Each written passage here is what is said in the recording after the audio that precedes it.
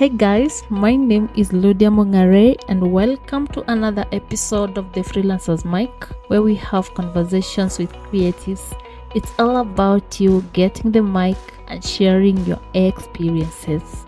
If you enjoy it, hit follow so you don't miss the next episode. So on today's episode, we have got someone who's breaking boundaries and proving that age is just a number when it comes to success. He is 14 years old, already an inspiring entrepreneur, a content creator, and a personal branding specialist, helping people master their online presence through social media.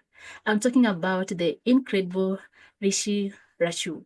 This young, amazing, talented person is here to share his insights on a topic we are all curious about: how to go viral through content creation. So trust me, this is an episode you don't want to miss. So get your headphones and listen in.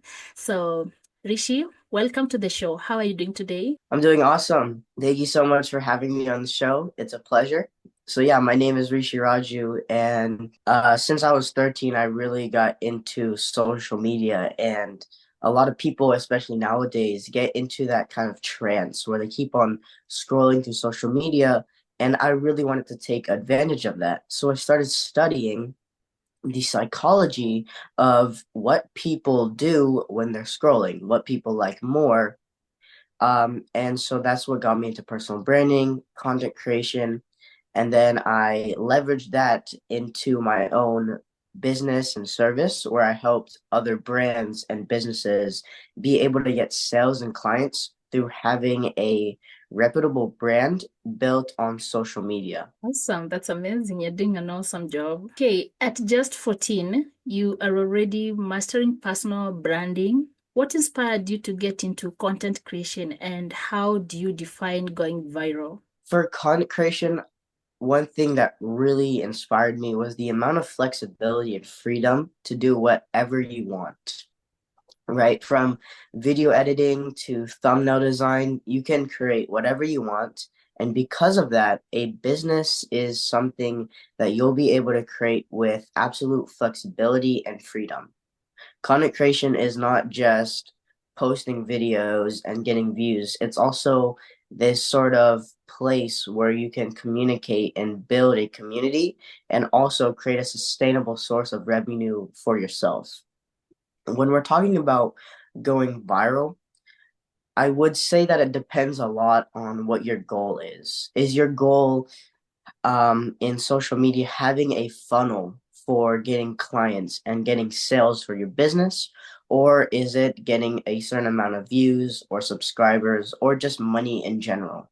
That would probably look like, for monetization wise, we would be like $2,000 would be um, a good boundary of being viral.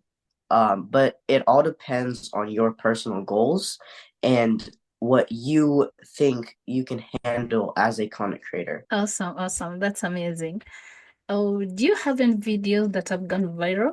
I have a few videos that have gone viral, and I've studied them and I've understood why it goes viral, which I extremely encourage all of you guys to do the same. Look at all your videos, see why some don't do good and some do bad, right? Or some do good. This will really help you figure out your pros and cons for each video. And that way, the ratio of good and bad videos will level out to more and more good videos.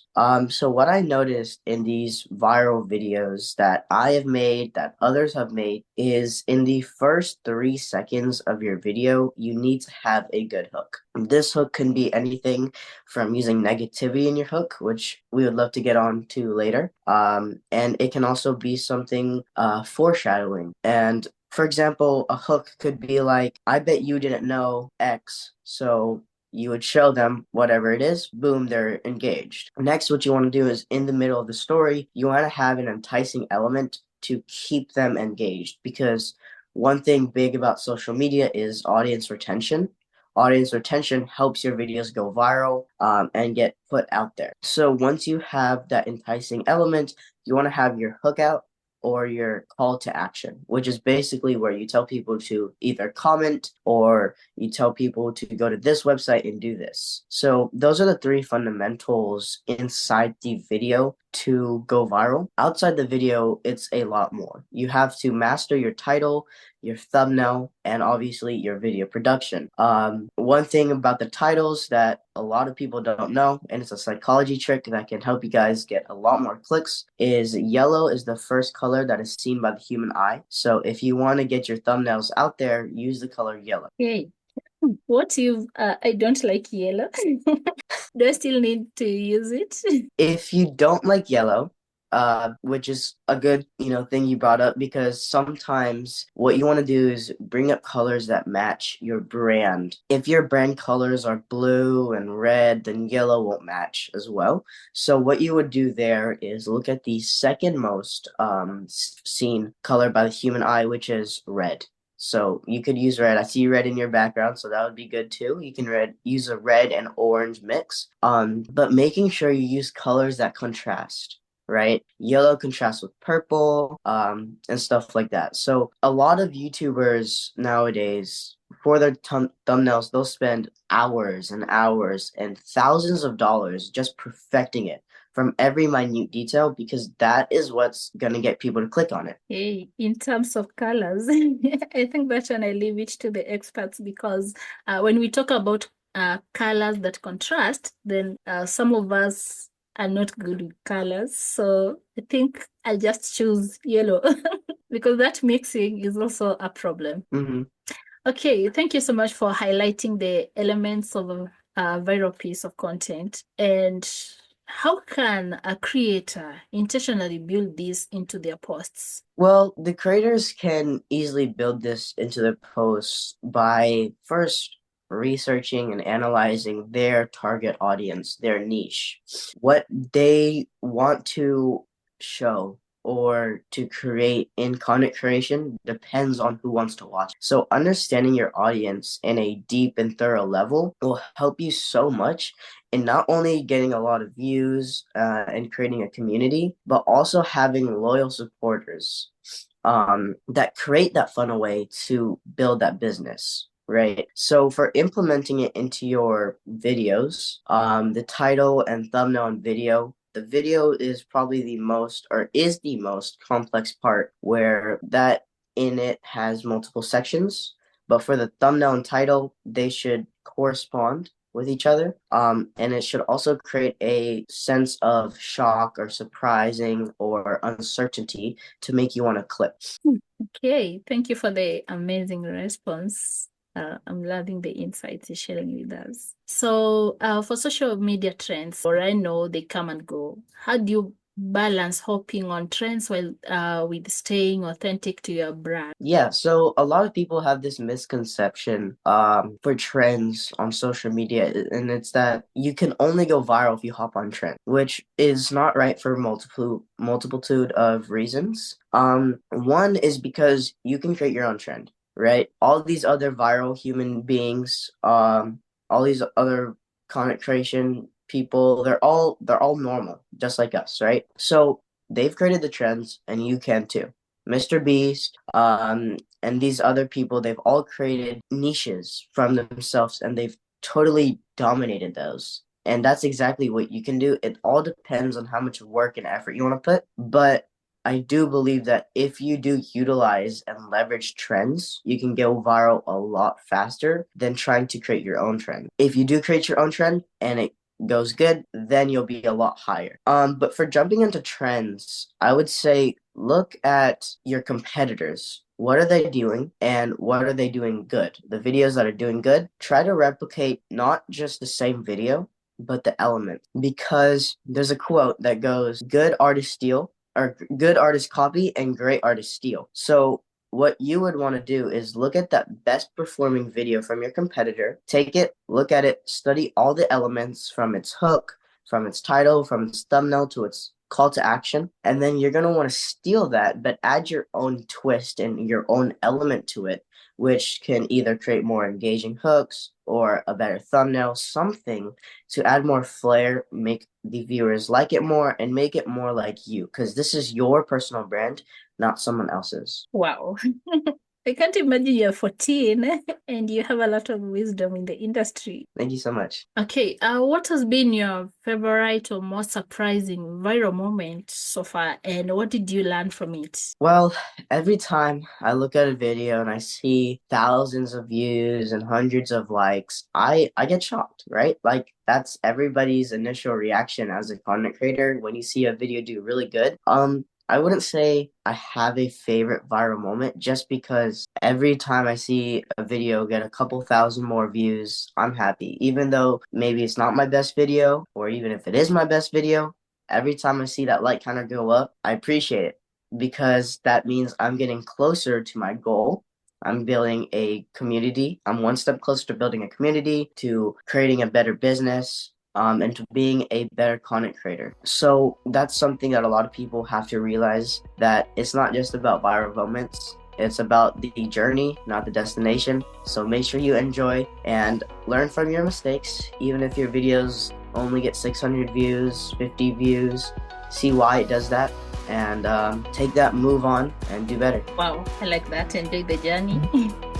For someone that is listening to this episode and is a freelancer, is a young creator, or overwhelmed by the idea of creating viral content, what advice would you give that person, and where should they start? So if you're a freelancer or a aspiring content creator in today's market, first, the biggest thing you should know is that it's a very saturated market, and the amount of work you put in, the amount of dedication you put in will correspond to the success you have. And that doesn't mean just put in 6 hours a day, boom, you're going to go viral. It depends on what you do. Are you doing the right things in your 6 hours? I have a podcast myself, and one of the guests said, "Is the juice worth the squeeze?" Which basically means, is what you're doing, is it worth it? Look at it, because a lot of people, especially nowadays, try to do everything at once. They juggle it and they just burn out. So do 2 to 3 things, get really good at it, and that can be from video editing, from thumbnail design to script writing, to acting, literally in the movies or in the videos. So if you want to get started, first of all, start that social media account. When I was 12 and I started freelancing my video editing services, I would get no sales, and I didn't know why, right? I was like, I'm a good video editor, I should be getting sales, right? And I'm sure that's what a lot of people, a lot of freelancers are saying. But it's not because you're not good. It's because your freelancing website like Fiverr, Upwork, TopTal, all these don't want to push your gig out because you don't have any sales yet. They only want to prioritize the people with 1,000, 2,000 art gigs already sold. So that's where you want to utilize content creation and social media the most, right? Just put out your edits. If you're a video editor, if you're a thumbnail designer, put out your thumbnails and ask for feedback. And then you can also say in the description, if you guys want to hit me up, I can give you a design, right? And that's a really great way that I've actually helped a few freelancers start getting pretty high ticket gigs. So that's really, really recommended. Make sure when you are building your social media and posting, you make it professional, right? It's your business. Freelancing is a business, and you are your own business. So make it professional. And for content creation, the same thing goes, right? Your main goal is to post and get views, but you have to make sure you stand out with either your thumbnail or your actual script writing. So I would say master 1 to 2 elements there. Because I know people with horrible videos, but amazing thumbnails, and they'll be getting tens of thousands of views. So make sure you do that. And the biggest thing is consistency is key. It's not going to come in 6 months or a year. Mr. Beast has been at it for like 16 years. So don't give up. Keep going. Wow. Okay, let's talk about your podcasts. It's called How Can I Make It Big, right? Mm-hmm. Okay, let's talk about that. What inspired you to start a podcast, and why that name? Yeah. So, what inspired me to start a podcast was really boredom. It started off with boredom. I wanted to do something and stand out. And then I realized as I started creating my first couple of episodes that it wasn't just something where I talk to others. It's a networking method where I can meet other people who are interested in business or, in your case, freelancing. And not only that, I can get more brand exposure by posting my short clips on Instagram and YouTube, and by going on other people's podcasts and getting brand exposure there. And I've also learned so much off of that podcast about business, about advice. And the people on these podcasts, like you, are super supportive and super helpful. And I'm super thankful for that. But for the name, me and my dad were just sitting in his office room, and I couldn't think of any good names. So he just said, how can I make it big? Because that is a question that so many people today are asking. How can I make it big? How can I do this? How can I go viral? And I was like, whoa, that's a brilliant name. So, that's where it started. Wow. Why do you inspire me so much? Okay, I like the name because it is a question, and if I'm looking to make it big, obviously I'll find the answers in the podcast that says, how can I make it big? Yeah, Wow. for sure. Wow. Thank you so much for showing up, taking time of your busy schedule. One more thing. What's that one thing that you would like my audience to know? Maybe share something that is coming up. Yeah, so one thing about me is I love to give back to the community. I love to show support. And that's a big thing about building your community. You have to give back, and make them interested and love you. So I would love it if you guys, could come to my page and ask me for some help, DM me, and I'll be sure to spend some time with you, help you guys out. On Instagram, it's Tech with a Teen. YouTube, everywhere, Tech with a Teen. Just DM me and I'll help you establish your brand, find your niche, everything. Or I would love to have a talk with you. Okay, this is amazing. I'm sure we are going to share the links in the show notes, so they're going to get those links every time they listen and they click and go check you out. Awesome. Okay, thank you so much. Thank you again for taking time off your busy schedule to share the amazing insights with my audience, our audience. And I'm very sure that anybody that's going to listen to this episode is going to enjoy it and learn more as much as I've learned from you. Okay, thank you so much for having me. It's been a pleasure. Thank you for being an awesome host. And audience, I hope you enjoyed this episode. Thank you. Have a great day. You too. Bye. Wow. What an inspiring conversation with Rishee Raju. I hope I got that name right. Thank you for listening to this episode of The Freelancer's Mic. And if you want to get in touch, you can find all the information about him on the description.